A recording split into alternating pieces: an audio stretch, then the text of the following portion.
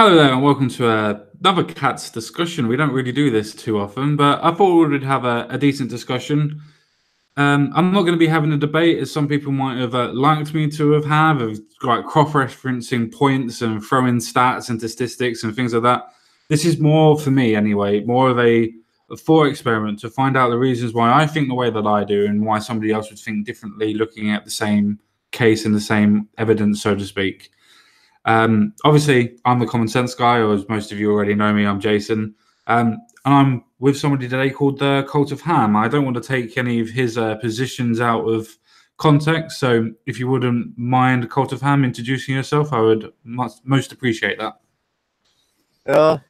Howdy, y'all. I'm the Cult of Ham. Although I'm slowly migrating over to the name of Blue Collar Liberal, because that's what I am. I'm a working class guy. I have left libertarian politics, and I completely and utterly despise Donald Trump and Hillary Clinton. I wish they both fall into a meat grinder and make the worst, most disgusting sausage in all of history. Or, as both of them were together, maybe the ideas will meld together and actually make one great big sausage. Or maybe it'll just form a black hole of evil and just suck us all in. Isn't that just politics in general, though? Yeah. Well, obviously, as you can tell, my political beliefs are a little bit different to what Cult of Ham's is, and his is obviously a little bit different to what mine is. But as I said, this is not going to be a debate. This is going to be a discussion. This is going to be trying for us, as a means of destruction was trying to do, find common ground. The reason why I want to find common ground is because I want to know why Cult of Ham thinks the way he does, and he can find out the reasons why I think the way that I do. If he's interested, obviously, that depends. We'll get to that, I suppose, later on. So we're going to go through the Kavanagh situation. Personally, I want to believe Ford, because it's a case of, if she is lying, then I think it's completely and utterly fabrication and completely and utterly needs to be destroyed, and she needs to go to prison for the fabrication, in my opinion. I know that you have a different opinion to that, or I think you have a different position to that. I don't want to put words into your mouth, to be fair. What do you think is going on with the Kavanagh situation? Because everybody's heard me rant and rave about it before anyway. Honestly, I could honestly care less about the whole sex scandal, rape scandal allegations. I mean, if it's one of the only things that'll keep Kavanaugh out of the Supreme Court, so be it. But so sorry, okay. Just I don't want to cut you off, and I know that you're going through, but so you're saying that you don't really care that if there is a sexual assault or anything that's going on, and I'm not mincing your words, that's what you said, but you're more interested in just stopping Kavanaugh from getting into the position regardless of what it is anyway, and if this is what it is, then so be it. Oh yeah, his position on warrantless wiretapping is enough to disqualify him. He wrote a 2-page defense of warrantless wiretapping, which is a direct violation of our Fourth Amendment right, right against warrantless search and seizure. Sure. And, he calls himself a constitutional originalist. Well, he's only an originalist when, when it comes to guns, or, when it comes to, free market shit. But whenever it comes to actually safeguarding the rights of the American people, he's all for tossing out the Constitution and just implementing whatever far right ideology he has. So for the idea, you think that Kavanaugh's far right? I thought you stood as mostly as an independent. Well, I'm independent from the political parties. I was just saying, I'm not as versed into your American politics as you obviously are.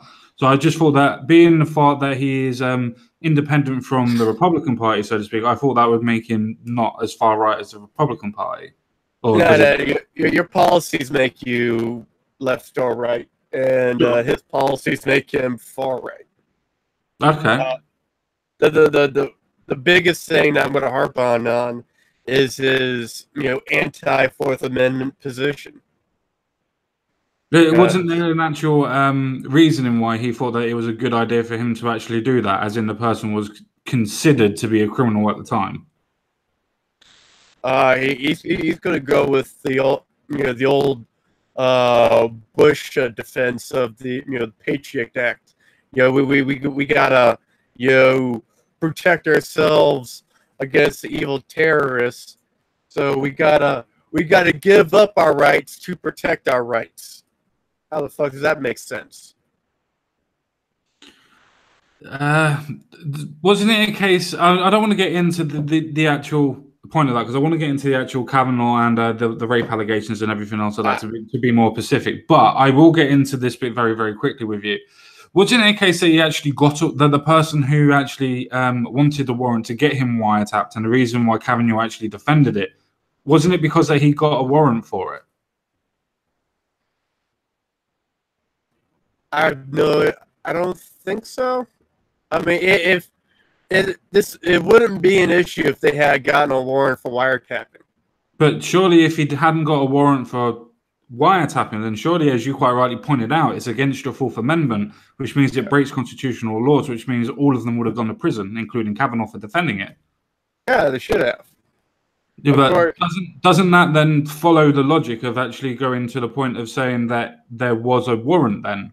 Because otherwise, people would have gone to prison. Remembering that Obama and obviously for 2 terms was obviously in power at that point. You think anyone is? You think Bush is ever going to go to jail, or Dick Cheney is ever going to jail? No, I don't think Bush is going to go to jail. I thought we were talking about Kavanaugh and the situation of being able to wiretap that they've actually got a warrant for. I'm just talking in general. How politicians in America, they never see any repercussions for violating the law. They don't. I'll give you that, and there's certain things that I definitely agree with you. But surely, if it's a case that he actually got a warrant for it, which you're now saying that he wasn't sure, you're not sure if he did or he didn't. Surely, if he got a warrant for it, isn't that the reason why Kavanaugh would have defended the place of actually having a wiretap if he got a warrant? Let me pull up the article.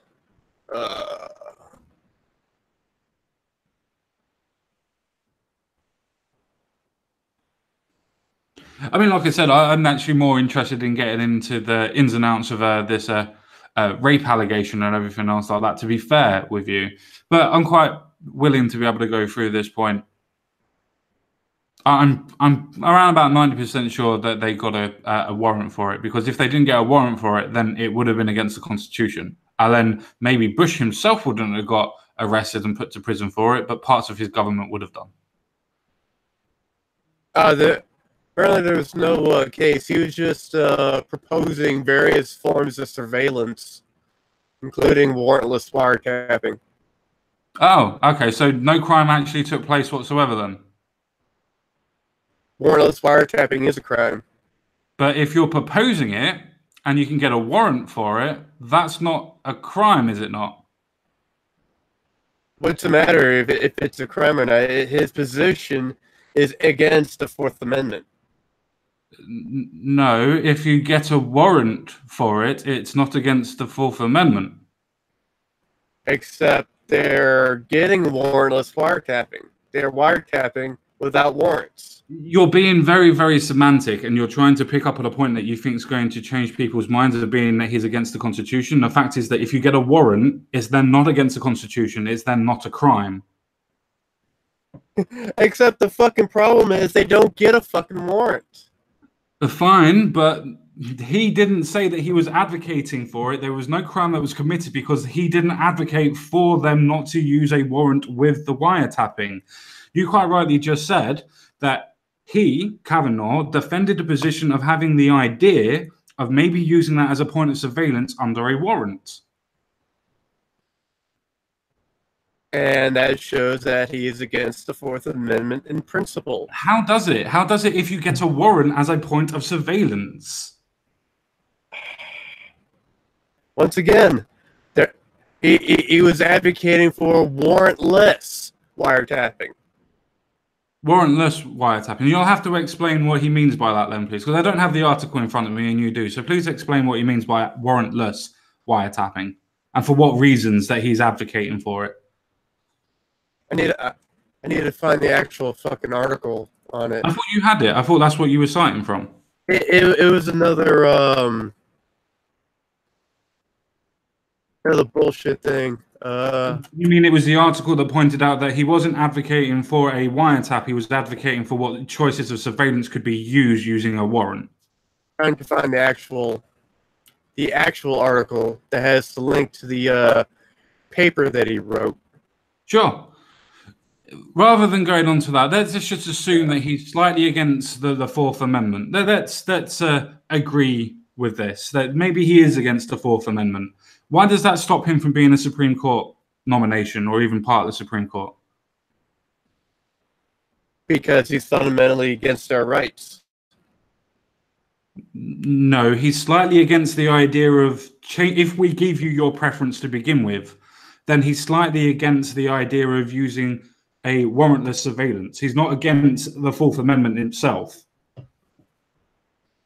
The idea of a warrantless surveillance system or a police state is against the Fourth Amendment.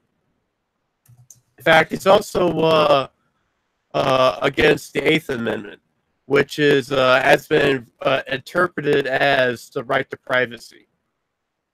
They're fine, but if you commit a criminal act, obviously that's the reason why you have a warrant and why police can go into your house, which negates the Fourth Amendment and negates the Eighth Amendment.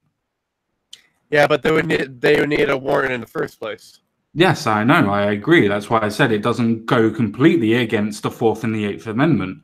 You're really trying to pick at semantics on the reasons why you don't want Kavanaugh to go in. But this is not semantics. There is semantics. It is semantics. Because you believe that he's breaking constitutional rights. But if he was breaking constitutional rights, everybody would be picking up on him, especially the Republicans. And they're not. That's because the Republicans don't give a shit about the Fourth Amendment. They don't give a shit about rights. And the Democrats do. Neither do they. So should we get rid of all the Democrats that are in the social in the government then? Should we get rid of all of the Democrats that are also in part of the court system and whatnot? And the Republicans. Well, fine. So who then goes into the Supreme Judges and Supreme Court then? If not judges. The ones that support the Constitution. But you just get rid of all of the Democrats and get rid of all the Republicans. So who's going to be able to run the country, as in the Supreme Court of Justice? Again, the ones that have a principled stance in favor of the Constitution. The ones that you want just said that the Democrats, Republicans, and even independents that don't go on either side don't follow the Constitution to a T. So that means that you won't have anybody in the Supreme Court of Justice on your own preference. And so who goes into the Supreme Court then? The candidate who's we just been through this. The candidate that you want to support does not exist, and you can't get over, what is it, 10 to 11, so 21 members? They do exist. It's just, neither Democrat nor Republican is ever going to pick them. Okay, fine. So let's just move on. Obviously, we're not going to agree on the reasons why you disagree on the point of actually not having Kavanaugh as a Supreme Court justice, which is fine. It's your opinion. You're entitled to that, man, because it's like your opinion and whatnot. But I still don't understand why people are using this to politicize the point of trying to get rid of him. Surely, if you want to get rid of him as a Supreme Court justice, why don't you just go on the constitutional point rather than using the idea of tarnishing this man completely and utterly when there's no true evidence to even suggest it? Because obviously the Democrats and the Republicans don't give a shit about constitutional rights. The most they ever care about is sex scandals. What brought down Bill Clinton? What got him impeached? He got his dick. He was fooling around with his dick. Yeah, and he lied about it. The reason why he actually got impeached wasn't the fact of him having sexual relations with Monica Lewinsky. It was the fact that he directly lied about it's an impeachable. His impeachment. Like there was actual physical crimes there, where Kavanagh hasn't actually done any physical crimes yet, and there's no proof of any physical crimes going on. Well, that's why they're doing this whole testimony. Now they're saying that he actually did lie about certain terminology that they questioned about him. Like what? Like what a devil's triangle and what a boof is. Yeah, some people would have called different things different things. Just because that he's 15, 16 at the time, which is 36 years ago, doesn't mean that those things are exactly the same as what they meant back then, for a start. But even if he did get them wrong, but that's what he understood them to be, does that mean he's lying? Could mean he's lying if they can prove it. It's very hard to prove if somebody says, "Oh, well, I didn't know what they meant." But this is what we meant as a 14 and 15 and 16-year-old about boofing means farting, for instance. Did he say he didn't know what those terms meant, or did he just outright, state what they're not? Hell, he's even lying. What he thought they were. What he thought they were does not necessarily mean that he is lying, that he doesn't know what they are. Same as if you were to ask me what a fag is, I would tell you it's a cigarette. But over where you are, it would be an actual homosexual person in a derogatory term. Fucking faggot. Exactly. Yeah. Exactly. Another thing that for whatever reason he lied about, he lied that he was a heavy drinker, and he has friends that comes out and said that he was a really heavy drinker. No, they didn't say he was a heavy drinker. They didn't say he was a heavy drinker at all. They actually said that they saw him stumbling home from drinking. Not that they said that he saw him being a heavily drinker to the point that he was passed out. They categorically stated that they thought that he drank more than what he was saying, and that they saw him able to stumble home. Now, if you drink to the point of blacking out, you can't stumble home. All right. That's still a heavy drinker. That's a long way of saying heavy drinker.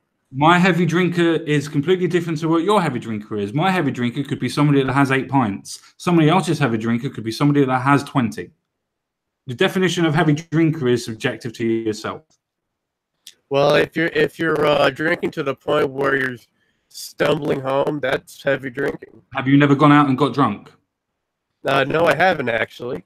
I have. I've got out and got drunk and been able to stumble home. Does that mean that I would be able to actually go out and say that I didn't drink heavy, or does that mean that I've got to lie and say that I've drunk to excess and I passed out?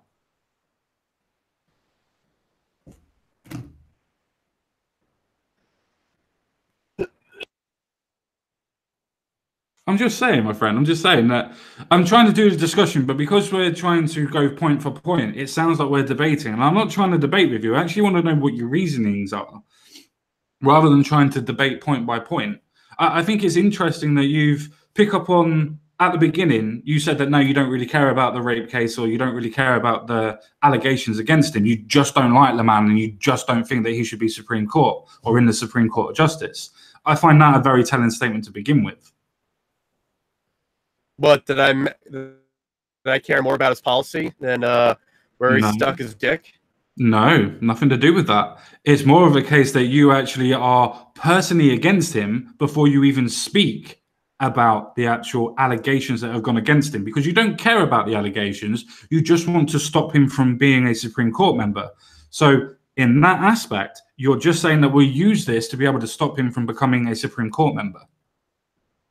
Well, yeah, you got people like Jeff Flake and the other assholes in charge that apparently don't give a fuck about, the obvious conflicts he has with constitutional law. Yeah, the constitutional law that we've already been through, that doesn't actually really negate it, but kind of does. Actually, it does. On how you interpret it, but yeah, apparently, I think it's a direct violation of the Constitution. Well, what's a direct violation of the Constitution if he's asking for a change in the law to maybe possibly go into wiretaps and things like that with a warrant in most cases?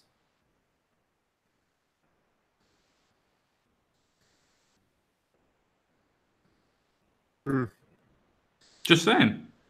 I'm just saying. I mean, Exactly. I think that the point is that you've already made a decision about Kavanagh because you dislike him on certain policies. So it's a case of because of those policies, you just don't want him to actually be. You don't want to care about what his actual motives are or what's actually happened to him at all. You don't care about the fact that he's completely and utterly had his life destroyed by possibly a forced rape allegation. But because you dislike him on policy, you don't care.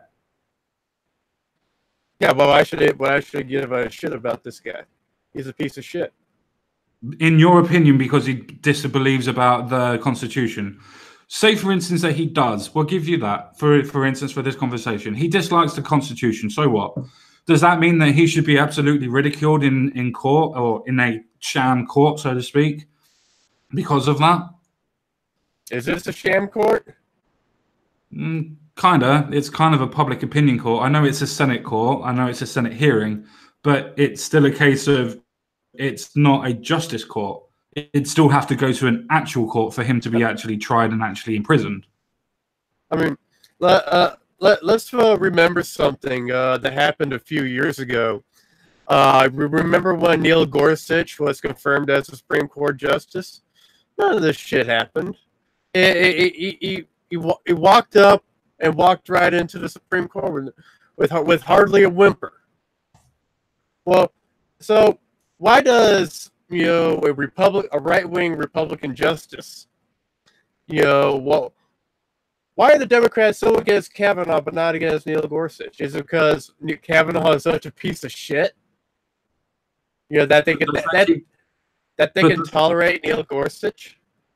Fine, maybe they can tolerate him, maybe they can't. But why, if he is a piece of shit, in your opinion, for particular policies, for whatever reason, why does that give people the right to be able to tarnish this person's name for the idea of politics rather than going through justice? Because he's a politician. He's not a politician, he's a judge. Face it, he's a politician. No, he's not. He's a judge. That's why he's going on to the Supreme Court of Justice. He's still playing politics. No, he's going on to the Supreme Court of Justice, which is the top field in his profession. If you don't think you seriously don't think he's playing politics, have you not seen like the whole list of questions where he refuses to answer the question? Wait, Ham. There is a difference from people playing politics and people from being politicians. You claimed he's a politician. He's not. He's a judge. By definition and by actual legal standing. He is a judge. He is trying to get into the highest part of his profession, which is a Supreme Court of Justice member. Okay, now you're the one who's playing semantics. No, I'm not playing semantics. That's definitions and legal definitions. He is a judge that can and possibly but isn't playing politics. That does not make him a politician.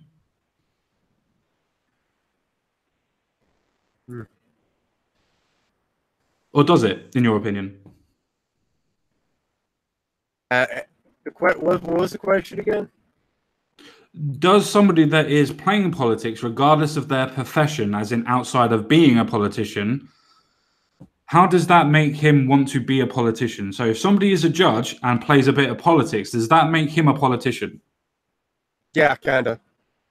I mean, if you're playing politics, if you're working with other politicians, if you're getting into probably one of the most powerful positions in America, I mean, a president is only president for 4 or 8 years.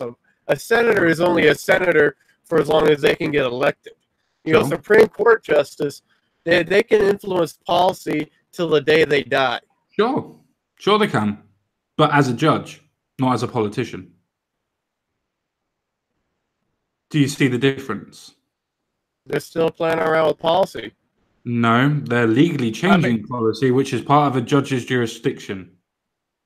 They're playing policy without any Yeah, they don't even care about elections. No, they don't need to because they're elected to the Senate, or sorry, the Supreme Court of Justice, because they're judges. And they're the ones that decide on policy because they are judges. And this is a case of it being a split down the middle as Democrats and Republicans are also vote on policy. So it's not just a case of one judge decides what's going on in the whole of the US. It's a case of you have 21, 22 members that are the ones deciding on your policy. And that can change from policy to policy, regardless of what their political beliefs and ideology may be anyway, which still makes them a judge, not a politician.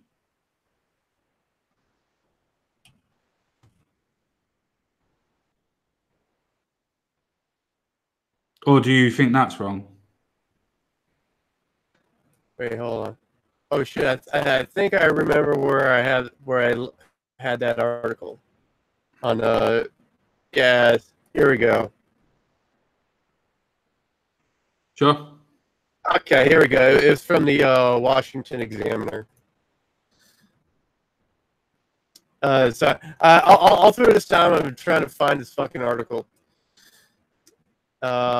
Sure. I'm still trying to suggest that we talk about the situation with Kavanagh and Ford rather than Kavanagh that you think is a piece of shit and should rot in prison because of false allegations. From what I've heard, you know, Kavanaugh has like 4 rape allegations against him.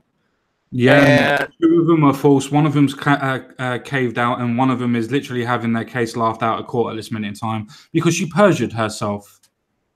Did she? So far, at this minute in time, that's what the FBI are investigating at this moment in time because they had a ex-boyfriend come forward to say that she's not scared of flying, that she also is not claustrophobic, and that she also coached one of her friends, McLean, I believe, in either the FBI or the Attorney General's office, asking about polygraph tests and did you ever coach anybody onto it? And she said no. From what I'm aware of, she's cooperating with the investigation. The FBI is not even going to interview her because they've already going to take the interview and the actual point from both Kavanaugh and Ford from the Senate hearing. So they don't need any more interpretation from either of them two. They're going to go on other evidence that's actually there. Well, I guess we're just going to have to go on what the FBI says. Yep, and as I said, the FBI are actually considering throwing the case out because it's falling apart to the point of any credible witness that come forward has now either retracted their statement or has decided to completely and utterly say, no, that's not what I said. Okay. You can check. I don't want to be Cenk Uygur on that one, but you can Google it because literally every out of the 4 people that she called forward, 3 of them completely retracted their statement. One of them made an actual testimony to say, I didn't realize that I actually had to defend what I said, and then retracted her statement. I mean, all of this sounds incredible. I mean, it's all in the newspapers, my friend. It's all in the newspapers. I can get you the links if you want. I've saved them on my computer ready for you. Yeah, so if you want me to get them, I can get them for you. Yeah, go ahead. Okay.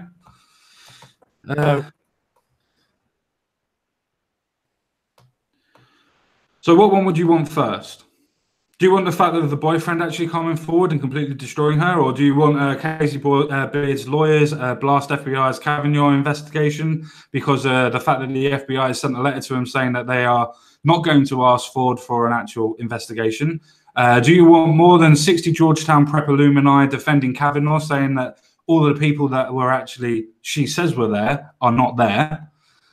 Do you want Christine Beasley Ford, ex-boyfriend, says she's not scared of all of that sort of stuff and actually perjured herself and helped polygraph test.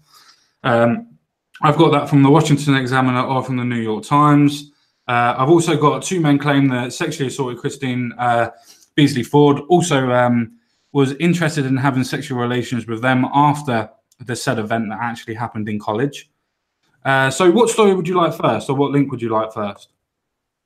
Or would you rather we just carry on and we actually talk about a discussion rather than going point by point politics? It's up to you. I'm quite happy doing either way, but I'd prefer to have a discussion and actually be honest and actually tell you about why I feel the way I do rather than try and hide behind politics.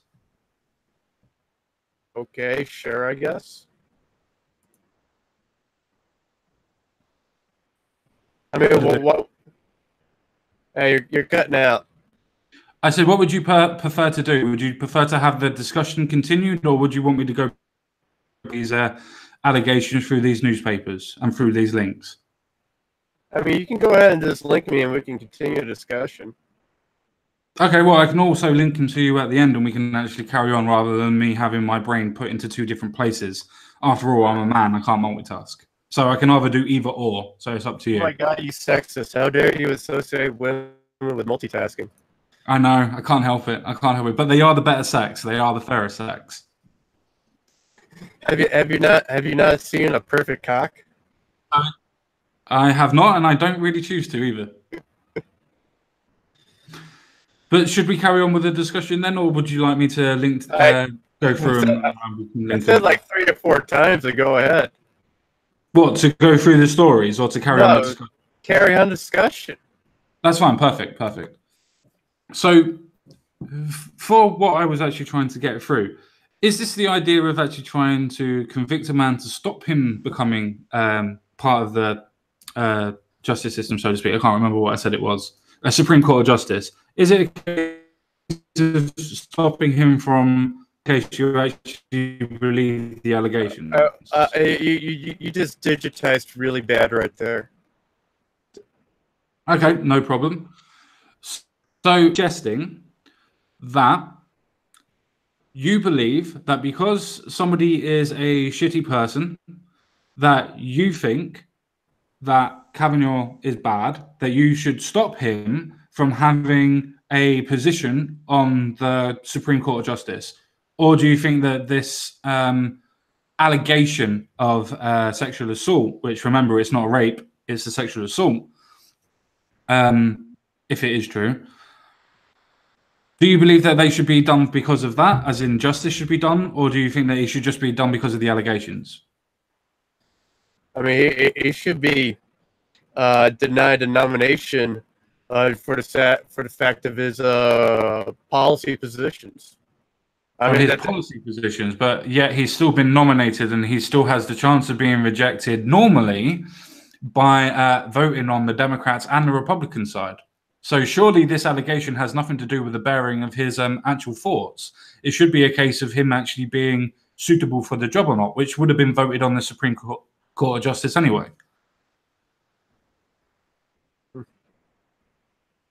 So is it a case of we should take these situations credible, or should we just go on the case of he's a little bit against the Constitution, so I don't want him, and use this as a way of getting rid of him?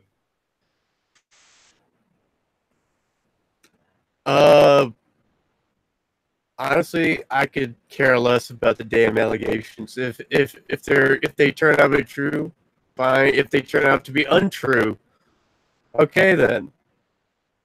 But you know, the reason why I really don't give a shit about these allegations is, well, you know, what if the Republicans come out with a candidate that essentially has a spotless record? He does have a spotless record. He does have a spotless record. He just doesn't have a spotless record to you. And because he doesn't have a spotless record to you, he should be condemned and lose his position because you yourself don't believe that he has a spotless record. What? When I say spotless record, I mean like someone, who doesn't drink, was a good Christian boy his whole life.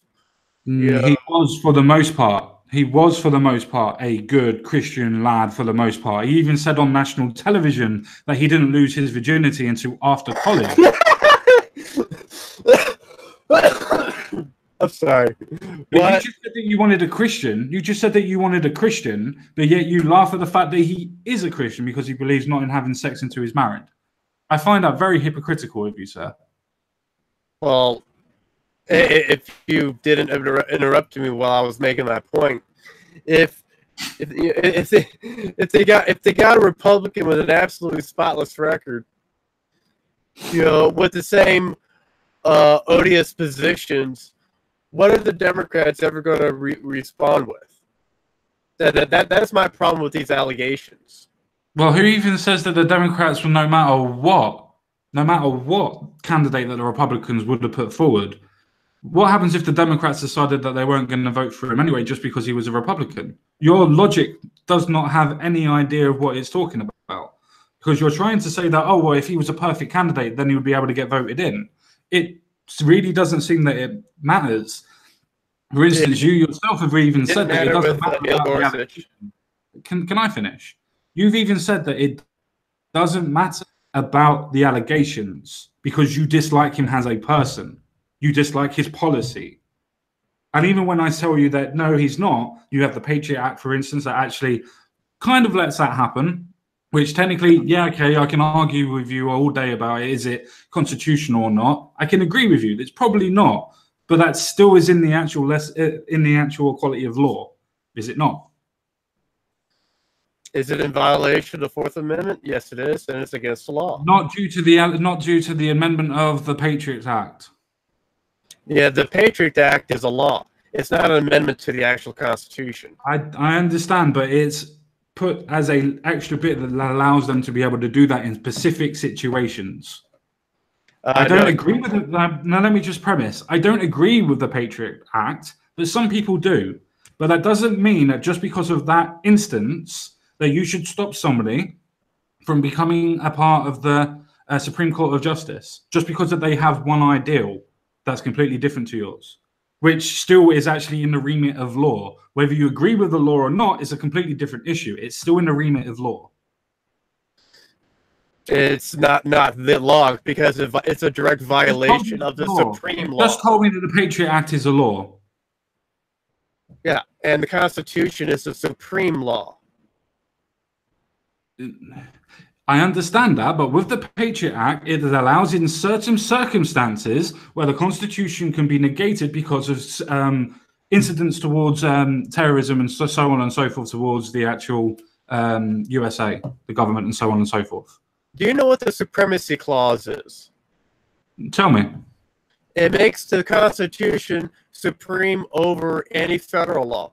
It makes any federal law supreme over any state law, and so forth, the county law, city law, and so forth. Fine. The Patriot Act, if it's in conflict with the Constitution, it's illegal. I agree, but it's still part of law. And it's a law that America follows. It's a law that the federal judges abide by. And once again, they should. You know, you're going around in circles and going into semantics. You're still trying to condemn a man that you dislike with because of one particular policy that is, it's debatable whether it is or it isn't. I'm not saying it is, I'm not saying it isn't, but it's debatable whether it is or it isn't. You are saying that this man, due to that one policy, deserves not to be a member of the Supreme Court of Justice and also should, I don't know, for some reason, doesn't matter about these convictions that are coming up against him. Doesn't matter at all. He should not get the job anyway, regardless. It really does seem that it's from an emotional point rather than it being from a logical point. An emotional point when I'm criticizing him on policy? What? But you're not criticizing him on policy. You're criticizing him on one particular issue. If you were criticizing him on policy, you'd be able to continue on the actual policy. You'd be able to continue on what the laws actually interject. You'd actually be able to carry on what the actual argument is, not just saying that, oh, it may or may not go against the Fourth Amendment and the Eighth Amendment, as you so rightly said. Again, going around in circles to actually negate what we're actually talking about, which is an innocent man probably being completely and utterly condemned by the rest of the world at this moment in time by saying he's a rapist when, even if her allegations are true, is somebody that committed sexual assault. Well, listen,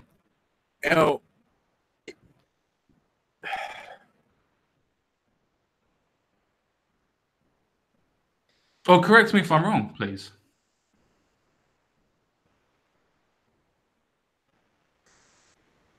I find it's really difficult to understand how,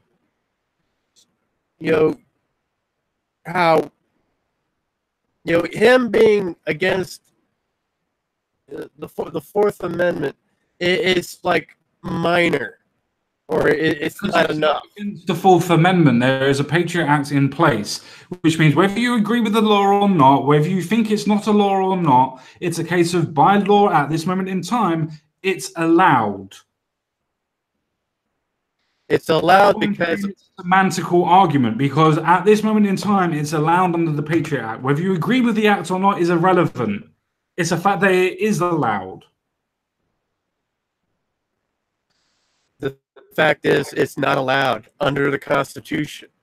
And the fact is, this is the biggest problem I keep trying to bring up to you. He calls himself a constitutional originalist, as in he believes in the original Constitution.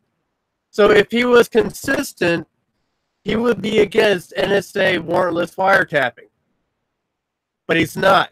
He wrote a 2-page paper defending it. That reveals him to be both a liar. No, it doesn't. No, it doesn't. Do you know why it doesn't? Do you know why it doesn't reveal him to be a liar?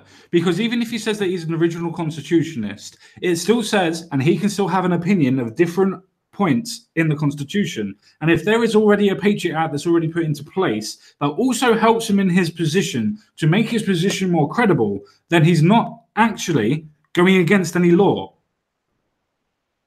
Except he would no longer be a constitutional originalist. He would be, well, whatever, floats my fucking boat. Look, can you just tell me for a couple of seconds, what does the Patriot Act actually cover? Let's see, from my understanding, to help you along, doesn't it cover the fact of people that are suggestive to be actually terrorists, either home or foreign terrorists or domestic terrorists? Doesn't it actually sound that would be a good idea for them to be monitored? As long as they get a warrant, which this act specifically does not do. Sorry, repeat that. You kind of went out. All right. Let's see. Those, I'm looking at the Wikipedia page on it, by the way. Those opposing the law have criticized its authorization of indefinite detentions of immigrants, permission given law enforcement officers to search a home or business without the owner's or the occupant's consent or knowledge. Sure. Expanded use of national security letters allows the FBI to search telephone, email, financial records without a court order. Yeah. And expanded access of law enforcement agency to business records, including library, financial. So this law. Hang on, you missed the most important part. The reason for all of that is national security, isn't it? So for people that are going against the actual Constitution themselves and actually going against the country. Yeah, except when have these things ever actually turned up any good? When have warrantless wiretapping ever turned up a terrorist? Why you're on Wikipedia? Why don't you have a look at domestic terrorism on your own Wikipedia page and everything else like that? Why don't you have a look on that and actually see how many times the terrorists have been thwarted on your own soil? Was it due to warrantless wiretap, or was it good old-fashioned police work? Why does it matter? The point is that you're suggesting... It does matter. No, wait. It absolutely does matter. Wait, you are suggesting that under all of those parts of the Patriot Act, that it was just good old-fashioned police work that was able to stop proper investigative and actual points of being able operations to be able to go against the government in your country, and you think that the Patriot Act didn't cover at least one of them to be able to do that to stop it? Thus far, I haven't heard of a single case. Really? Really? Fair enough. Either way, that still doesn't give you the right to try and say that that person shouldn't be a member of the Supreme Court of Justice, does it? It does. It reveals him to be a liar. No, it doesn't. It means that he disagrees with one particular point, but for a huge point. For overall purposes, he is an original constitutionalist, bar one point. That makes him not an originalist. Because he believes in national security. I mean, the Fourth Amendment is probably one of the most important amendments in the whole of the Constitution. You know, the second that of the First Amendment. So defending yourself with a gun shouldn't be second then? Yeah. Well, it shouldn't be, or it should be, or what? I mean, well, what's a gun going to do against the whole of the U.S. military? What is your freedom of expression going to do against the whole version of the military? If you had a gun, at least you could protect yourself. The freedom of speech will topple over empires, and it has. Fine, but it's not going to do fuck all to a government, is it? But if you have another... What brought down the Soviet Union? It was color TV. No, it wasn't. Yeah, it was. These citizens saw the... Right, I'm going to move off. I'm going to move off of that because that's just completely and utterly irrelevant to what we're fucking talking about. Yeah, it's completely and utterly irrelevant to what we're talking about. We're trying to talk about the actual idea of a man that you dislike because you disbelieve what he is, as in you think that he's not an original constitutionalist. Which, okay, so what? I call myself a conservative. Does that mean I'm completely and utterly on board with everything the conservatives do? Fuck no. Are you a liberal? You say you are. You're a blue-collar liberal. But does that mean you agree with everything the liberals propose? Excuse me. I agree with everything liberalism. Then you're a fucking sheep and you don't have an original idea in your own head. And you're only doing this for semantics of the argument to prove me wrong. Okay. So you're saying that you completely and utterly agree with everything, that not liberalism, but the idea of a liberal, as in you're a blue-collar liberal, you agree with that? Liberalism. I believe in democracy, secularism, all that good shit.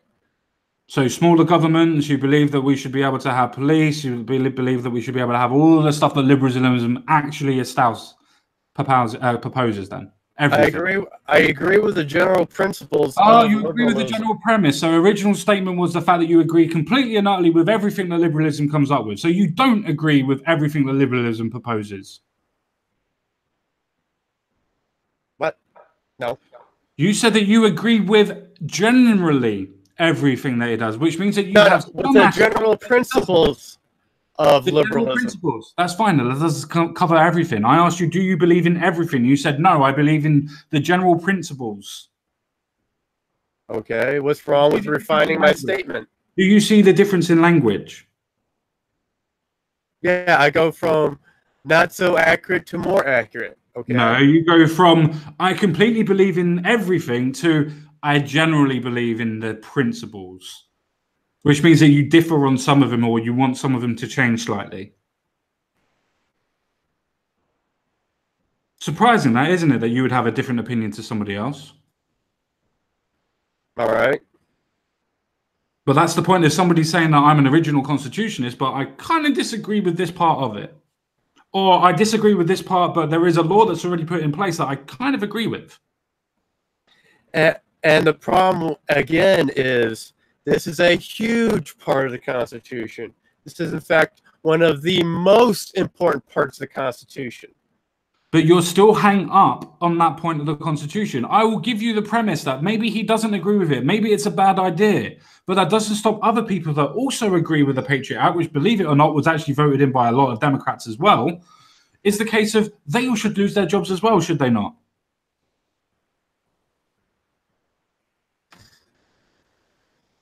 Yes or no? I said even a lot of Democrats voted in the Patriot Act. Does that mean that they should all lose their jobs as well, including being on the Supreme Court of Justice? Yes. And in the Senate as well? Yes. Oh, okay. I utterly despise the Democrats that are in office. There's like one or two that I wouldn't chuck off a cliff. That's fine. I'd probably agree with you on your premise on that one. It's still a point that you can't chuck somebody off because you disagree with them. That's the point of freedom of speech, which you were defending a minute ago, that can topple empires. What part of freedom of speech guarantees you a position on the Supreme Court? The point is that you can disagree. That's the whole premise. Yeah, and the whole point of being on the Supreme Court is your principles, your policies will influence your decisions. If you believe against the Fourth Amendment, I'm not going to trust that your positions will guarantee my Fourth Amendment rights. Against it, Ham. He doesn't disbelieve against it. Let me just go through this one more time for you. He doesn't disagree with the idea of the Fourth Amendment. He believes that in certain circumstances, due to national security, in his opinion and his idea, that it might be a good idea for using these versions of surveillance on people. That is not an endorsement of getting rid of the Fourth Amendment, sir. Except it is. No, it's not. Except I can see how the slippery slope might work, and I can give you that premise. But for that sheer statement, it is not. Is he for the Fourth Amendment or is he against the Fourth Amendment? He is for the Fourth Amendment for American citizens that do not want to blow up America. Well, that's not the fucking tricky-ass statement right there, is it? Not really. You can work out who is not against America. How do you determine who wants to blow up America? By people that say I'm going to blow up America. Yeah, you have to do an investigation first. Yes, well done. That's the reason why he believes that you can actually do that. Because if you have slight evidence to think that these people are doing it, then he believes that you can actually wiretap them and use other surveillance. In his opinion, I disagree with him, but that still doesn't mean he's against the Fourth Amendment. He's against it in particular. You just disproved yourself. If you had evidence, you'd have evidence for a warrant. To get a warrant. Do you know how long it takes for a warrant to happen sometimes? You can get it in an evening. Sometimes, depending on the judge. Sometimes it takes a week. Yeah. Yeah, if it's a real emergency, this guy's about to blow up the White House, you could probably rush that warrant. Well, in that case, then, how did you get the evidence to say that he was going to blow up the White House? You see how this is going around in a circle? Like, you have to find out that he is getting and going to blow up America to be able to get a warrant to then be able to search him. Do you see how that is redundant? There's things called due process, which you don't agree in, because that's the thing that we're going through with Kavanaugh. I've been doing nothing but advocating for due process. But you just you're the one who's actually disagreeing with due process because you're disagreeing with the whole concept of warrants. No, that's not what I'm saying at all. I'm saying that he believes in certain circumstances when you have terrorists that are planning to blow up the United States, that he believes that you might be able to just use certain ideas of maybe using different surveillance equipment. That's it. He's not against the Fourth Amendment. He's against the idea of terrorists being able to hide behind it. I disagree with him, though. Fourth Amendment. I disagree with him, though. I disagree with him, but it's still in place in law. And it's illegal under supreme law. Fine. Go and advocate for that then and try and get that lifted. Don't try and stop somebody that has to abide by the law of it. You're very, very particular on Judge Kavanaugh when you won't even try and advocate for the rest of the people to get off. Yes, I know you've already said that you would like them to go, but you're not out there trying to protest other people or even trying to advocate it on Twitter, for instance, about how many other people are against the Fourth Amendment, so to speak, in your opinion. And you're not going against them. But because Kavanaugh has this chance of becoming on the Supreme Court of Justice, I rail against people all the time for being pro the Patriot Act. I rail against people, are not. Huh? Those are people, are they not? Are they judges? Are they Senate members? Are they members of Congress? Many of them are. But one Many. was nearly president. One is president. Okay, that's fair enough. That's fair enough. Still doesn't say, just from your opinion, though, that you can stop him from becoming Supreme Court Justice, though. He should And be because stopped. you think that of the Fourth Amendment, you don't give a shit about these allegations that are coming up against him. You just want him not to become Supreme Court of Justice, yeah? Yeah. Makes you kind of I don't want to throw insults, but it kind of makes you a shitty person then. How? Because that you're saying that you want somebody to go to prison under forced rape cases rather than actually not getting the job because you dislike them because you believe that he's against the Fourth Amendment. I never said anything about me wanting him to go to prison. I just said to you that you don't care about the false allegations that are coming across this man. You want to use them to stop him from becoming a Supreme Court of Justice. Did I not? And you said yes. You didn't care. Yeah, I don't care. Yeah, which means that if you don't care about the false allegations, say the allegations are true, that man then goes to prison just because you disapprove of him on a particular issue. And it has nothing to do with the actual sexual rape case or the sexual assault, sexual harassment case or the sexual assault case that's going on at all. This has everything to do with you dislike him as a person and his belief of the Fourth Amendment. Nothing to do with his actual allegations against him. I thought there would have been a bit more substance to your argument rather than I dislike him because of a policy. What? You suspect that that I'm supposed to come here and defend Ford? And I don't know. I just wanted to understand the reasons why you are for instance, for the actual. Because I remember talking to you in a. Well, no, actually, I remember other people talking to you about a Twitter conversation saying that you actually believed Ford at one point. I mean, well, once I started listening to Kavanaugh defend himself, that kind of persuaded me, or at least started to persuade me that he was guilty. Okay. Because if you're innocent and you know you're innocent, you would just dismiss these allegations. You would call him a liar. Which is what he did to begin with. Which is what he did to begin with, and he wanted a hearing the next day. It was the Democrats that decided to push it along 6 days. So where are you going with that point? Guess I'm not sure anymore. Okay, that's fair enough. Do you still think that, from your point that we were talking about before, do you still think that it should be a case that he should not become a member of the Supreme Court of Justice because of these allegations? No, he should not. He should become not a member of the Supreme Court because of his policy positions. Okay, what about these allegations specifically then? Regardless of his other statements and what you think of him personally, of these allegations, do you think that if he is innocent, and I will premise that, if he is innocent, do you think this should affect him on his Supreme Court of Justice nomination? No. No. Well, that's good then. I think we cleared that. That's all right then. That's good. That's very good. So it doesn't really matter about the actual allegations then. It's just on a previous policy that you disagree with Kavanagh on. Yeah. And there's other points of policy that I can bring up. It's just the Fourth Amendment is one of the most eroded rights we have in America, other than the right to privacy. Sure, I don't disagree with you. It still doesn't mean that he shouldn't be part of the Supreme Court. There's other people that are already on there. There's other people that have been on there beforehand. That doesn't mean he shouldn't be a member of the Supreme Court. So what reason would you deny someone the Supreme Court for?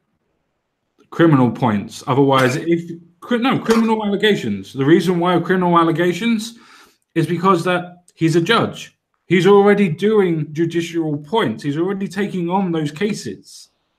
So you shouldn't even be a judge because you disagree with him on his Fourth Amendment policy. Yeah, I mean, isn't inconsistencies in your political beliefs, like not just inconsistencies, outright contradictions? Being a constitutional originalist and being for NSA's warrantless wiretapping is a direct contradiction. But yet, other people have done exactly the same thing. And those people are wrong.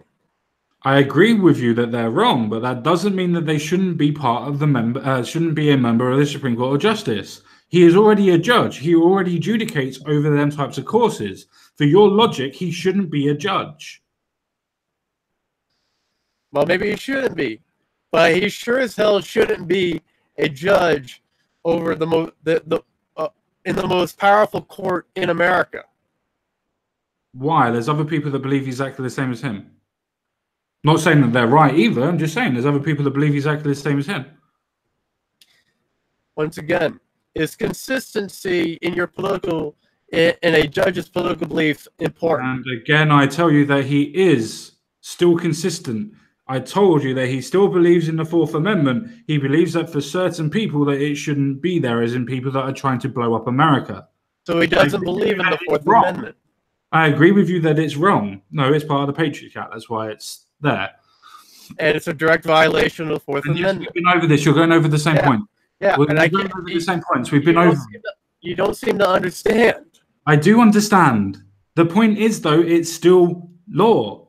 You can't stop a judge from doing the law.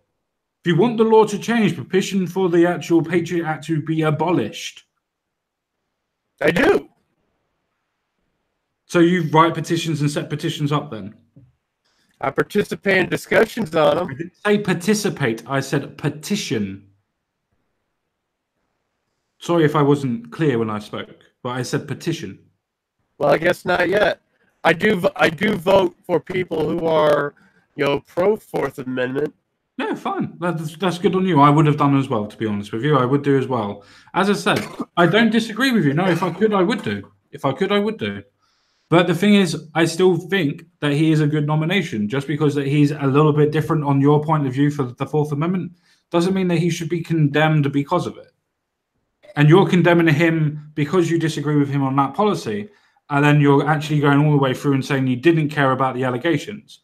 We've gone through the point of saying that now you do, because you realize the actual ramifications that could happen from these allegations. But you didn't actually care about it to begin with at the start of this. I've found that very, very interesting. That the fact of policy and the fact of politics would make you not care what goes on with a man's life and his family. I found that very interesting. Okay. Yeah. So how would you feel if it was the opposite way around then? Well, I defend myself. I mean, what? No, I meant being allegated with false allegations because you knew that something was political. As you just quite rightly pointed out, the evidence doesn't stack up, but yet people are still going against it and him to say that, one, he's a rapist when he wasn't. He was somebody who committed sexual assault if the allegations were true. And second of all, it's still a case that you didn't care about that point. That's the reason why I'm saying, how would you feel if you were accused of that, just so that you couldn't take a job? Okay, I think I need to clarify my position. Okay, I did not care about the allegations, before the stream. Well, when I first heard about it, I was like, God damn it, Democrats! You're doing the same shit that the Republicans did to Bill Clinton 10 years ago. In fact, even though that was correct. I mean, it's still bullshit. Why? If he's raping people and actually lying about having sexual relations with somebody that's not his wife, surely that's impeachable offenses, is it not? Well, he was impeached on lying. That's the problem. But as I was saying, yes, impeached for lying, and then other allegations come out again. Hold on. As I was saying, many of the same people who voted, not to impeach Bill Clinton are the loudest voices, railing against Kavanaugh. Dianne Feinstein. Yeah. A few others. Yeah. I still don't see where you're going with this point. I really hate this messy sex scandals that is plaguing our politics right now. Sure, I agree with you, but I think that this is all done for politics. And when I tried to explain that to you, you said you didn't care because you disagreed with his policy. No, I didn't care because I don't care about fucking allegations. Yeah, because you disagree with the man's politics, so you don't associate or empathize with the man that's actually being falsely accused of rape. Do you I see did how not. the logic continues there, or? I did not even imply that, or I did not mean that. Well, maybe you didn't mean it, but it was heavily implied, and your clarification still hasn't gone anywhere near to explain what your clarification meant, because you're still going over the same point, just in a different way. You're still trying to say that I don't care what happened about the allegations, because, you know, these sex scandals are everywhere, and it's all to do with politics. Hmm. Those are your words, my friend. Well, maybe not your actual words, but those are what your words infer. Oh shit! You all right there? This fucking stink bug that fuck.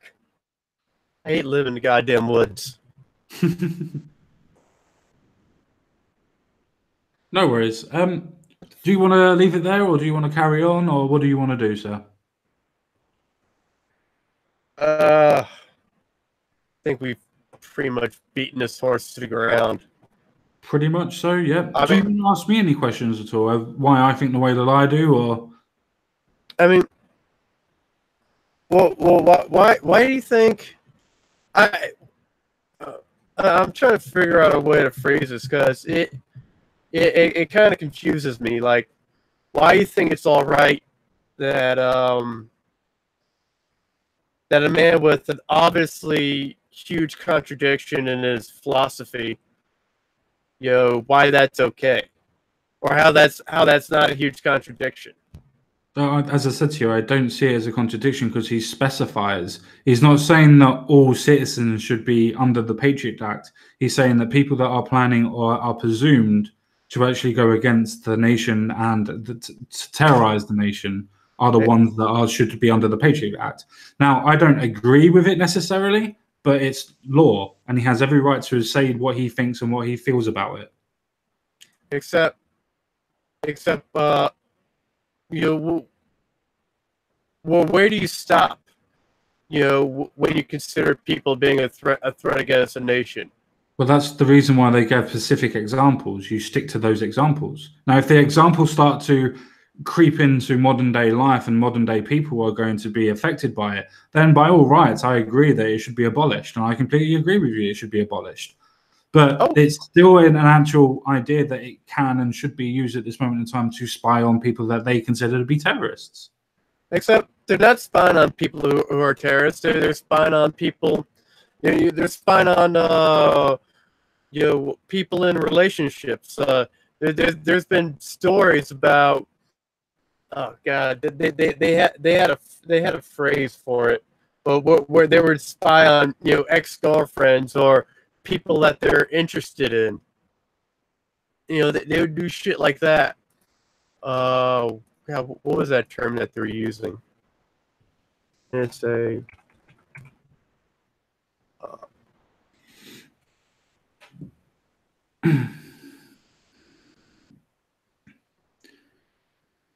Do you not think that police officers know about criminals that also have their relationships and who they go with and who they know and who they don't know without either using a Patriot Act? Say it again. I said, do you not think that regular police officers, regardless of the FBI and the CIA and the NSA, do you not think that regular police officers also know how some criminal gang leaders and so on and so forth have their particular relations when they go out, when they're eating and stuff like that? Do you not think that they do regular surveillance as well? That can also. I'm sure they do, and I'm sure that's against the law. No, it's not. It's not against the law to park a car on the sidewalk and look into somebody else's house. Oh, you're talking about the general surveillance. Well, out in public, you have no expectation of privacy. That it's sort of a gray area. There you go. Either way, that's the reason why I don't think that he's contradictory. Do you want to move on to another question, or as you said, do you want to beat the dead horse?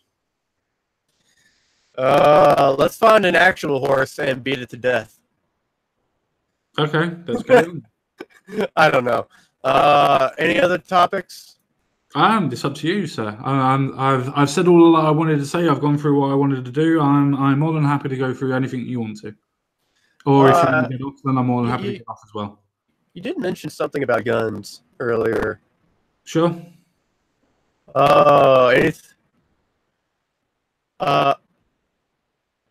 Anything in particular you want to know or something? Or like what? That everybody should have a gun so they can defend themselves? No. Yeah, that was the thing you were talking. Oh, fuck that fucking bug. Yeah, the point, the common talking point from the pro-gun crowd or the radical pro-gun crowd about how we need our guns to defend ourselves against the government. Sure. At one point, that would have been true. Back before, huh? It's true to even this point. Not with mechanized military. Yeah, the thing is that you already have the army already based in the country. All you have to do is go to the bases before they actually have a chance of rolling them out. And even if they have rolled them out, you can still take them one by one, as proven in Africa beforehand. I believe in Libya or Libya. Except Libya took hold and shot down airplanes, are actually able to rebuild them and repurpose them and then take control of the airplanes. The thing is, you have to remember with your country, who shot the airplanes down? Who was providing AK-47s and things like that with guns? You're not shooting down a jet with an AK-47. Fine, but what happened in Libya is U.S. military provided all kinds of air force. We literally ran out of bombs bombing Libya. Yeah, that's good. And it still didn't stop them from actually going against you, did it? Huh? It still didn't stop them from going against you, did it? But the thing is that I want to say of this argument and this premise of the argument is that you already have 365 million people of your population. That's half that population to, I don't know, 332.5. So then you can half that population again to, I don't know, 50 million. What's the size of your army? It's about, 2 million people? I thought it was close to 3 million, so I'll stick to 3 million active service people. Do you think that an army that, even with mechanized warfare, that even though that you're in the same country, remember, this is not a case of you bombing in a separate country where your bases are nowhere near these people. Do you think that a war with 50 million people that can go to your bases before you can get planes off of the ground or then re-attack after you've, while you're refueling your planes, so to speak, do you not think that they have a very good chance, if armed with AK-47s or whatever, to be able to take that on? No. Why? Because numbers are important. The best weapon in the hands of a common citizen is going to be a semi-auto AR-15, or it's going to be a dump truck, armored up with steel plate and explosives. Fine.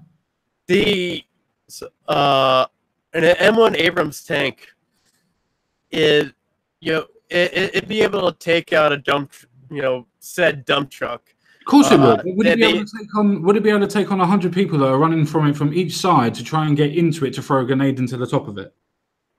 Not only can it can do it without even firing any guns. It'll just run them over. Yeah, I disagree with you there. It's not going to be able to take on 50 to 100 people to try and actually get on top of it to be able to do stuff. A 70-ton tank running into a crowd of people is not going to take them all out. Well, do you think it's just going to run straight into the people? Do you think that they're not going to try and get it, so it's going to run into a wall or something, so it has to stop and slow down? Do you honestly think warfare is as straightforward as that? Do you not think that there's going to be actual reasons why people do stuff? Or do you think it's just a case of, people have got tanks, so they're going to run everybody over and shoot them? Well, if you're talking about a civilian rebellion against the government, you are going to have to deal with the government squashing said rebellion. And normally, most people, when they have a revolution, if you look through history, normally the people win because of sheer numbers. And how many revolutions fail? Not that many. Because of the sheer numbers. Not that many. Not that many. How many attempts at revolution did the French try against the Germans in World War II? There is numerous examples. That's not revolution, my friend. That's fighting a war. Revolution is when you go against the government. Yeah. Yes, but you can't have. Who is the occupying government? Listen. You can't have a revolution of one country fighting another country. That is a war. You can't have a revolution of French people fighting German people. That is a war, not a revolution. A revolution is a war between the government and its people. Yes, which means that Germany cannot have a revolution against fucking France. You do know that Germany occupied France for about 5 years. Not a revolution, then, is it? It is a war against occupation. Where, let's.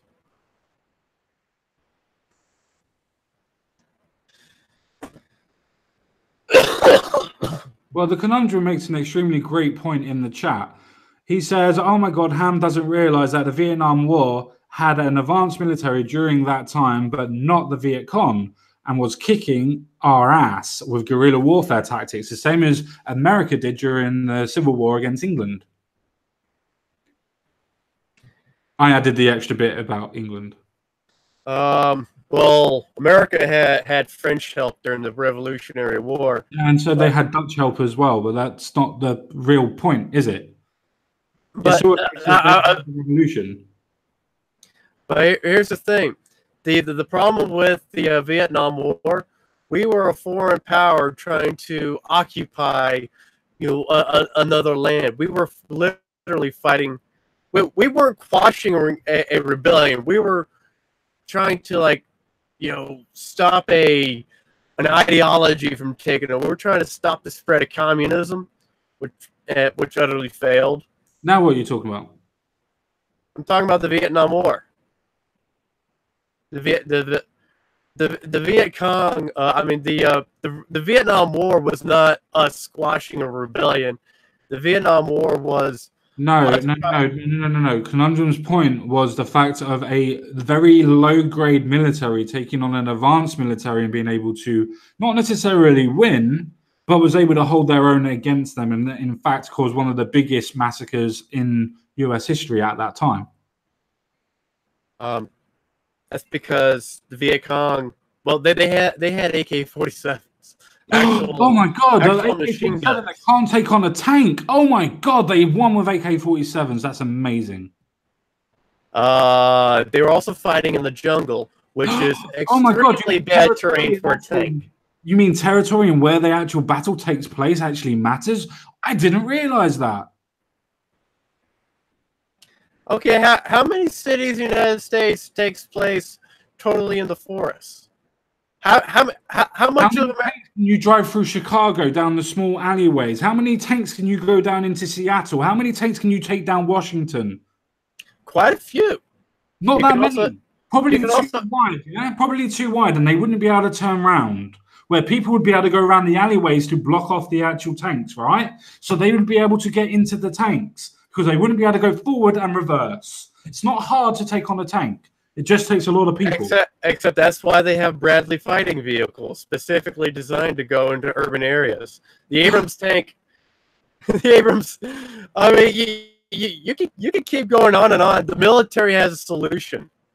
And so would somebody else. All you have to do is put a mine underneath the tank with the Abrams tank.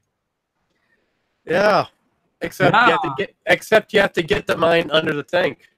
Oh wow, that's not hard. Put it near a car.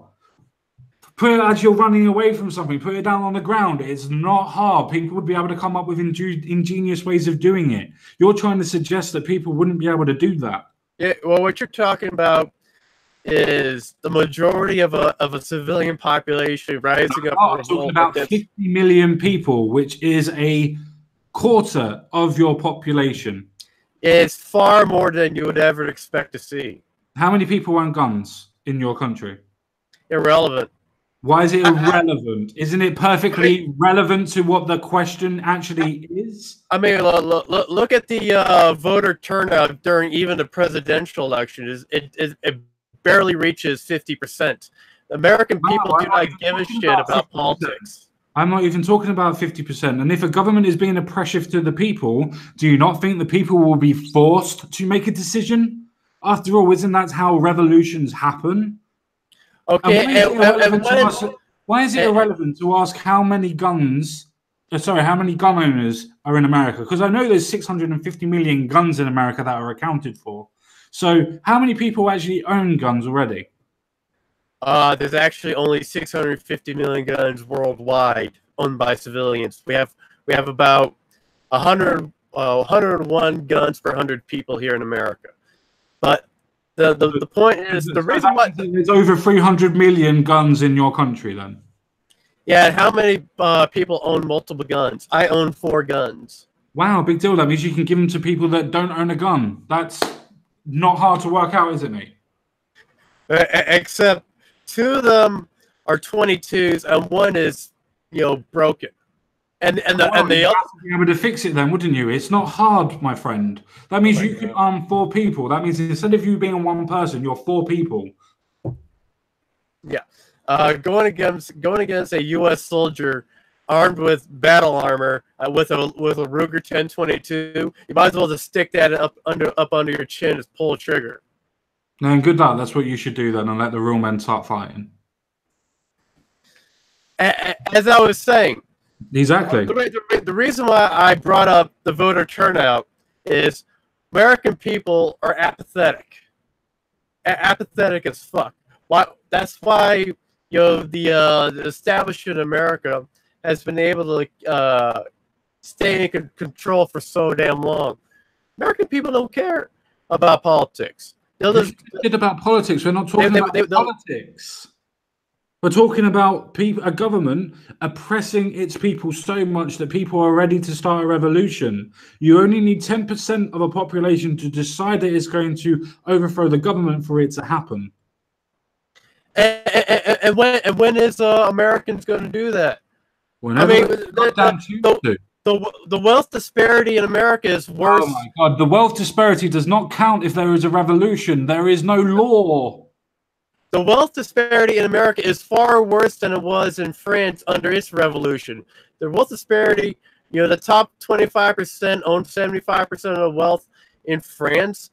A far smaller percentage of the people in America own far greater percentages of the wealth.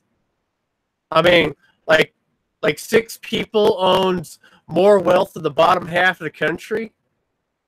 And if they all own guns and they're going against them, what does wealth have to do with anything if they are not going to work for the wealthy and going to try to attack them? Because you need a reason to get the population motivated to revolt. Through that, there is an oppressive government that is so oppressive that they have decided to go through a revolution. Why is this such a hard-fought experiment for you? Except I'm trying to give you, when is it ever going to happen? Our government is oppressive. The government every day is not taking away more. oppressive. Your government is not oppressive. If your government was oppressive, they would not give you freedom of speech. If your government was oppressive, they would take away your guns. If your government was oppressive, then it would be a case of you would be all in prison and forced to do stuff that the government wants. Your government is not oppressive, and to say that is absolutely ridiculous and disingenuous as fuck. You are the freest nation in the world. Except if I have a small amount of weed, I go to fucking prison. Yes, because that's the law. That's not oppression. That's yes, the law. that is oppression. No, that's called the law. Can't put if I can't put something in my body that only affects me. Move states. Huh? Move states. It's illegal on the federal level. It doesn't matter what the states say. If Jeff Oh, of course not. That's the reason why you've got so many people now dispensing weed legally in different states, because it's done at a federal level, right? But yet they're still dispensing weed at a different state level. Amazing how that works. yeah, if Jeff Sessions ever decided to crack down, there's nothing stopping him. But the point is that they do, which means that the government is not oppressive then, doesn't it? You just proved my point. Thank you very much. How did I prove your point when the government drugs are still illegal on the federal level? I'll tell you how I proved my point. I'll tell you. You said that it is illegal for people to do weed, to carry weed and to dispense it. I then said that it is then at the state level that they can. And you said, no, federally it's against the law. If Jeff Sessions or the government decided they wanted to crack down on it, then they could and it wouldn't do anything. Good thing is, you just proved my point. They're not. So they're not oppressive then, are they? Is 2/3 of the American prison population there for drug possession charges? Yes, because they broke the law in their states. Well done. And on the federal level. Yeah, so but they broke the law drugs are illegal. They broke the law in their own states at the state level first, and they were prosecuted at state level. It only goes to a federal case if it crosses borders. You should know this. Okay.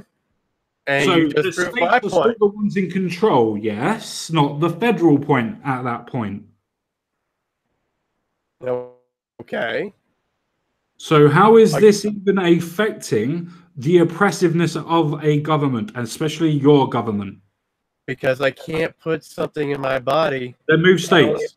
Then move states. Then move states. Because in your state, it says that it is against the law to do so. Now, if you wanted to contest the law, then go ahead. It is not oppressive for them to say that you cannot do something because it's law.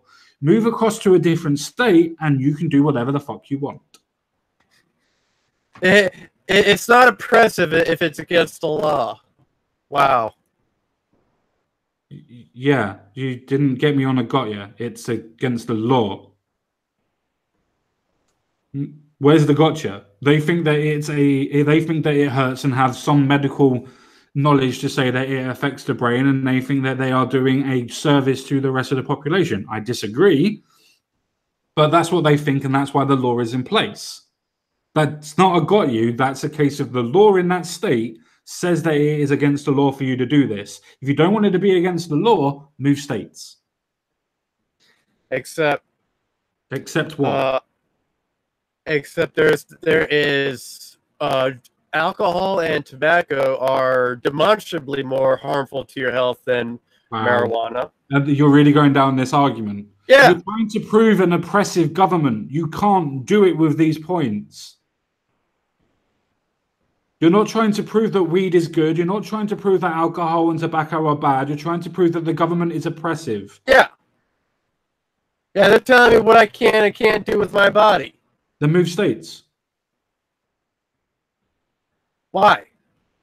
Because in that state, it says that it is illegal for you to do that because it's still illegal in Colorado. It's still illegal in Washington. Because they are looking out for your well-being. No, they're not. They're looking to fill their their prisons.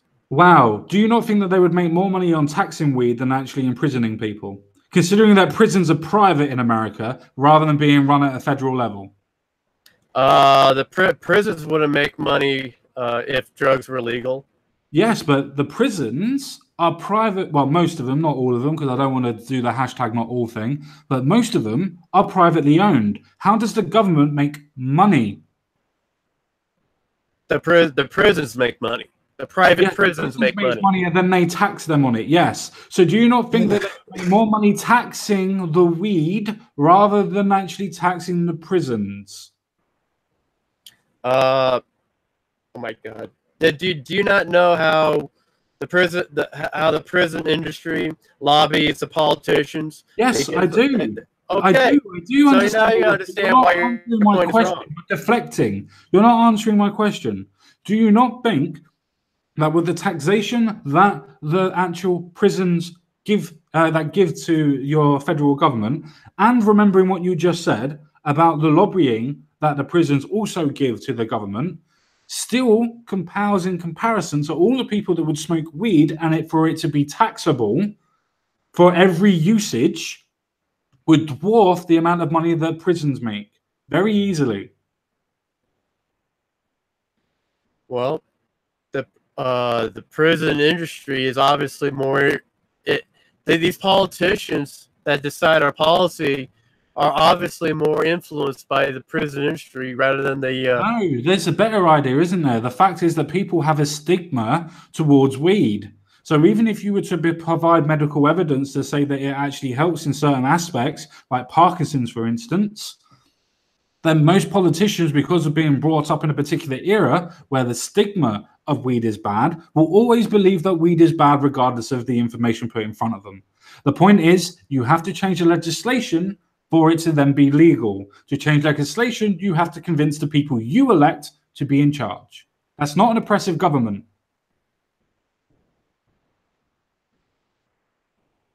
And I guess so. We have two different definitions of oppressive government. Because No, if I can't, government means forcing you to do something that you do not want to do. The government is not forcing you not to do something. It says that if you do it, you will be arrested for it.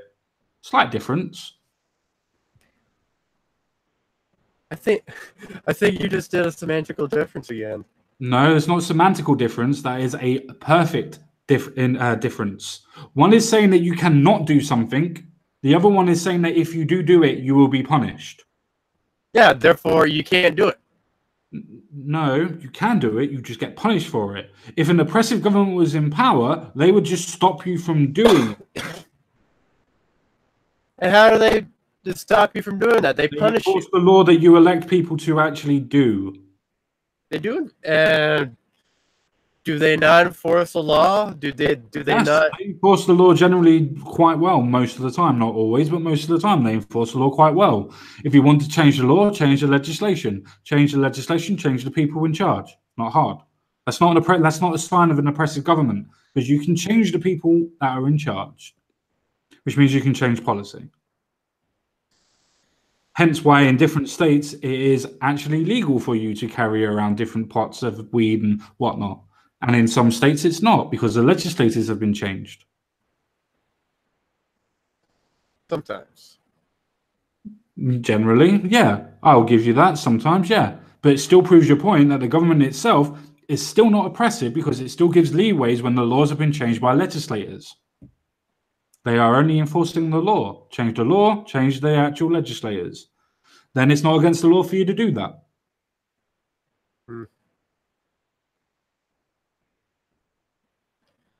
Is there anything else you want to talk about, mate? Nothing really. No? All right, then.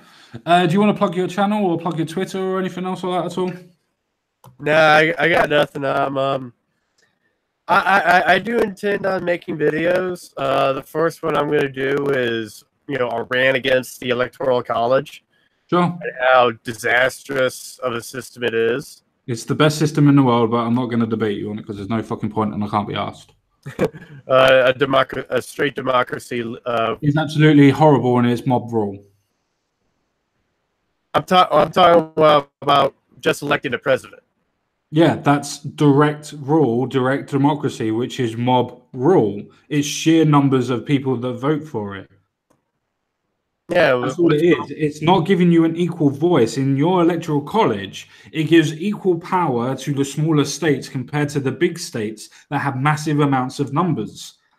You could elect your president on 5 cities, 5 states. You don't need the rest. So the fact the electoral college itself is there proves the fact that it's actually there to benefit proper democracy and give power to the people that don't have too much of a say. Except it denies, it reduces the, it makes the people who vote in California, their vote far weaker than the people in than people in Wyoming. And you're asking for direct democracy, and you're still suggesting that that's part of democracy. I think you need to reevaluate it, then, mate, because you're trying to. No. What's the problem with one voice, one vote? Well, one voice, one vote means that California, say Washington, New York, and a couple of others, 2 others, would be able to dictate to the rest of the country what the rest of the country have to do. No, it's the people in those numbers. Check the numbers. No, hey. Look at the Look at the voting demographics in California. Yeah. About a third of them were Republican. Yeah.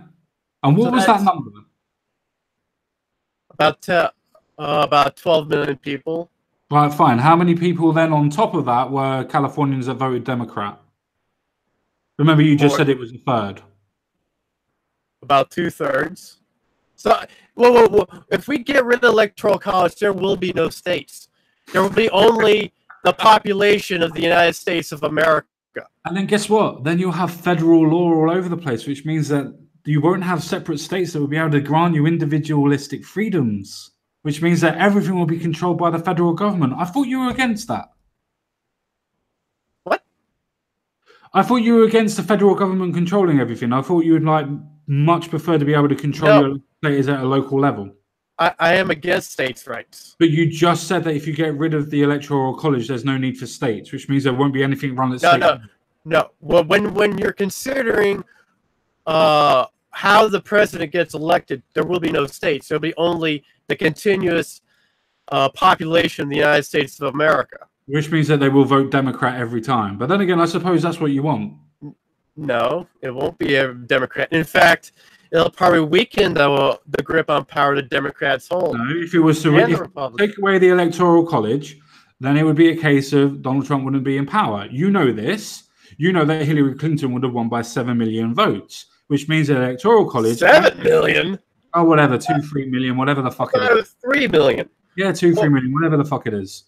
Well, why should we give the least popular, or why should we give the runner-up the first prize? Because he was able to win the electoral college. You do realize why the electoral college was actually put into place, don't you, by your founding fathers? Yeah, remember that you're obviously an advocate of the Constitution as well, and you want to abolish something that those people decided would be the best way, because a direct democracy doesn't actually give you any decent voting rights. A direct democracy doesn't actually help anybody or anything. Because all it does is let mob rule win. If you have all the rich people... Well, what is this mob rule? Mob rule is deciding that if everybody decides that they're going to go and, I don't know, kill all the black people, and you get a majority of 51%, then you're going to go kill all of them. Not that you should do or not that it should happen, but that's what would happen under mob rule. Except that's why we have a constitution. That's why we have federal law. Oh, that's why we have a constitution and federal law that also perpetuates the idea of having an electoral college. You do know that the Constitution can be amended, right? There's more amendments than the first 10, right? By the electoral college. You do know that there's more amendments than the first 10 amendments, right? There's about 26 of them. Yes, I do. All right, and the electoral college has been changed numerous times in those amendments. But you want to abolish it? Yes. Yes, which means you're going against the Constitution, as you're a constitutionalist. No, I never identified as such. I'm pretty sure that you said at the beginning that you also believe in the idea of a constitution, and you think it's hypocritical of somebody that also says that is against what you want to change it. What I was saying that Kavanaugh was claiming that he was a constitutional originalist. Fine. So what are you then? The idea of the Constitution, but you want to amend it on certain things that you don't like. Or rather, abolish certain things that you don't like. So, do you want the Constitution, or do you not want the Constitution? Do you want to amend the Constitution, or do you want to keep it the same? I want to amend the Constitution. So you want to do it selfishly and put it into your own position and think that you can do better? Excuse me for a second.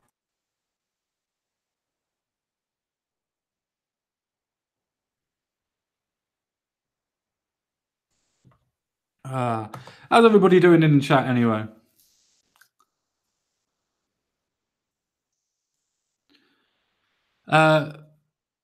For the chat, obviously, today, if you want to press 1 for if you liked what Ham was saying, press 2 if you like for what I was saying, not necessarily about guns, but for what the original conversation was about Kavanagh. All right, I'm back. My roommate was telling me he was going off to work. Sure, no problem. But yeah,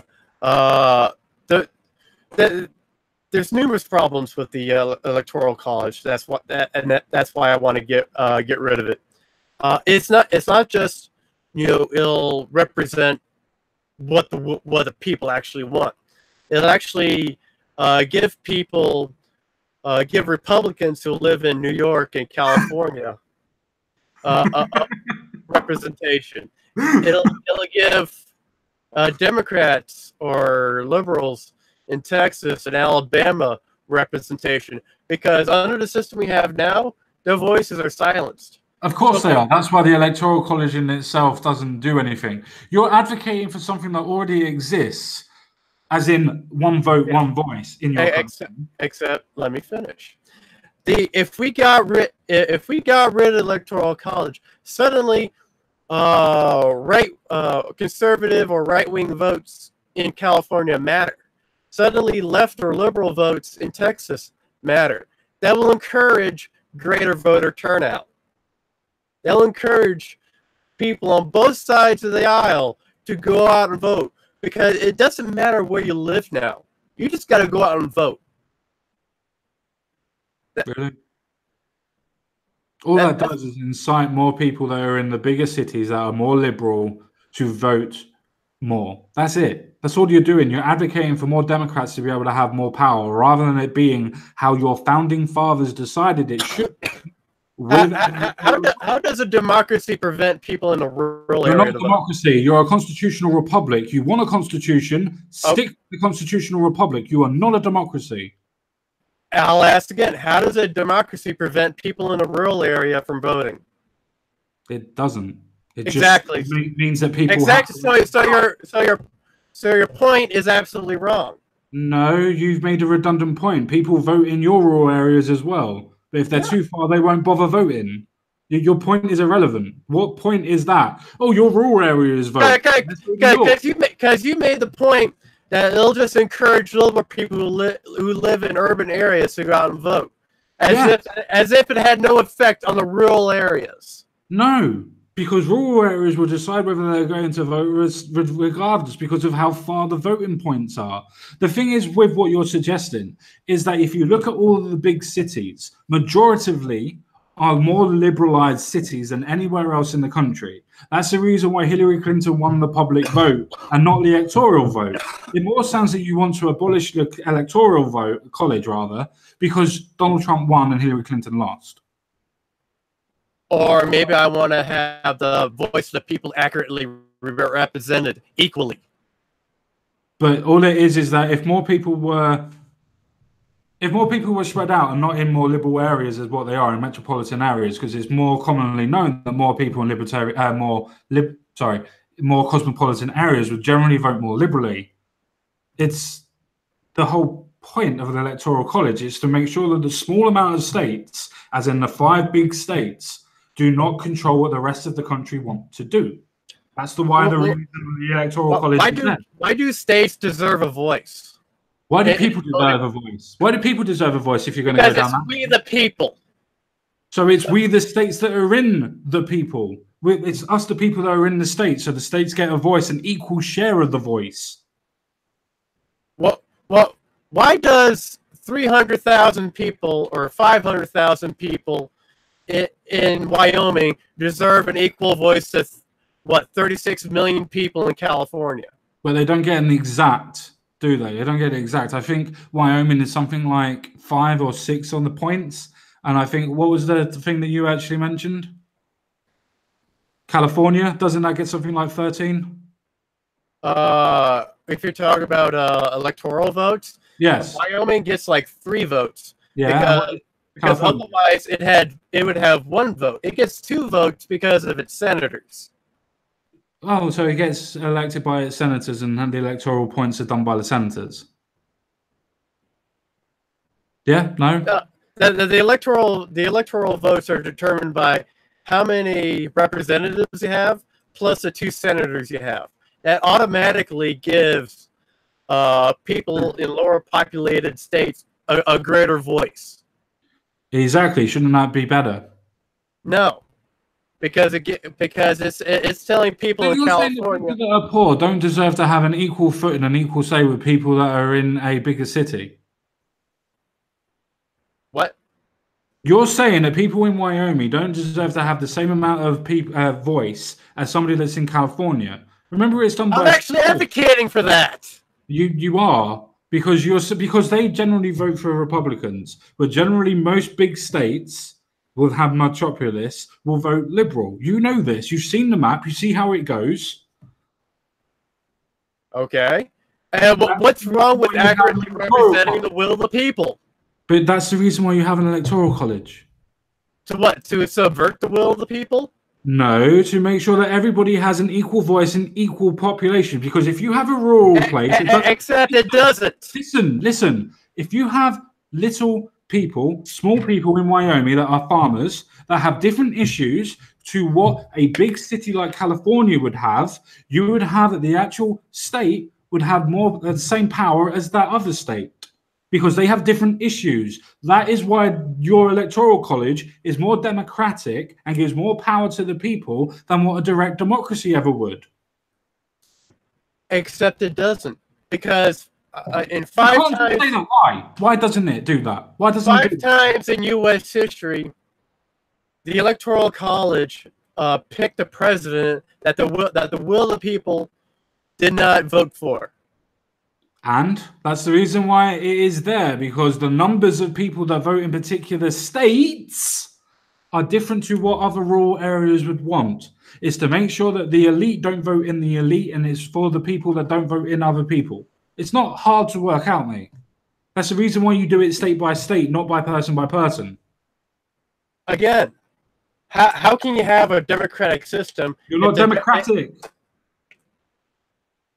You're a constitutional republic. Stop trying to be democratic. You're not a democracy. You've never been a democracy. You fought against democracy and a monarchy. No, we fought against a monarchy. We also had a parliament at that time. We had a monarchy parliament. Wait, what do you think the House of Representatives is? Do you not have a constitution? Are you not designed as a constitutional republic? I'll take that as a yes. Okay. And once again, why do people deserve a disproportionate greater vote or lesser vote? It's actually more even. It's not just it's more even. The reason why it's more even is exactly why I've just said. You have a sparse amount of people that are in Wyoming and other farming rural areas that are more sparse, that have different issues and different ways of voting compared to what they would vote into main metropolis. They vote differently. So for them to have an equal say for state reasons, they have the same amount of electoral points or very similar. And I don't even know your fucking country's politics that well. And even I know that. Even I know the reasons why they're there. You're literally trying to take away the points and privileges of the people that are in rural areas to give more people in metropolis more chances of voting. So you can vote for them. I want the will of the people actually represented. Yet the will of the people are representative. It's just not represented by sheer number. Except they're not. If the will of the people was represented, Hillary Clinton would be president. Except poor Hillary. Poor Hillary. The thing is, though, mate, the fact is that it is a state that decides, as in the electoral college, and it does by the state. That's the reason why it gets added up, because it's done by the state and then added to the electoral college.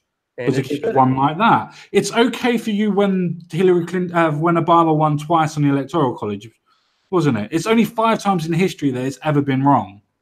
Yeah, that's 9 or 11% failure rate. Oh, that's amazing. Considering that you classify it as a failure, but it's not actually a failure because it actually helps the people in rural areas like Wyoming and a couple of others that are so sparse that they can't compete by number to what the Democrat household and the whole. What sparsity or what does distance have to do with anything?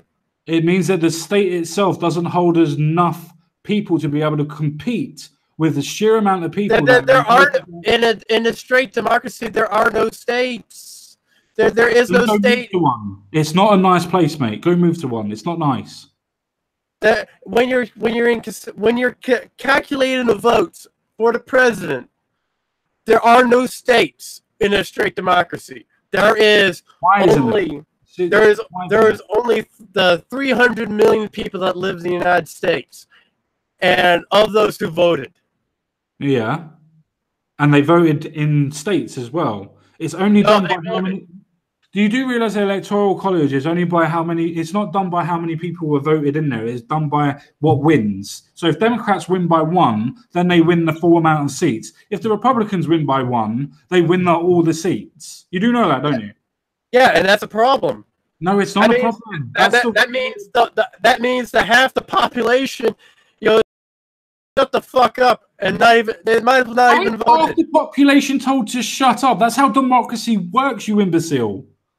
That's not a democracy. That's not a democracy. I know, but you're claiming that it is a democracy, which means if you're claiming that half the country needs to be quiet and shut up, that's how democracy works. But the point is, half the country wasn't told to be quiet. The country was actually listened to at a state level, at every state, and they all voted for Republicans majoritively per state. Except it's a federal fucking position. I'm going to give up. I'm going to give up, my friend. This is going around in circles. You're not getting anywhere. We're not understanding each other. We're shouting past each other. I can't be asked anymore. Yeah, you have this weird idea of what a democracy is. No, you're trying to advocate for a democracy in a fucking constitutional republic, and you're the fucking American. That's where I have a problem, mate. Yeah, and what's wrong? Again, what's wrong with accurately representing the will of the people? It's not accurately representing the will of the people. All it is the fact of, right, we have in our country, we have London, which is our biggest city, which is 6.5 million out of 65 million. It's 10% of our population. That will always vote for Labour, which is our biggest opposition party at the minute. That's 10% of our population, regardless, will always vote for Labour because it's a metropolis. All our rural areas will vote for Conservative, but because they're nowhere near the population of the rural area, of the metropolis, they don't get a say most of the time because it doesn't work like that way in a democracy because it's sheer numbers, not a case of it being equally represented by states. Do you see how the difference is?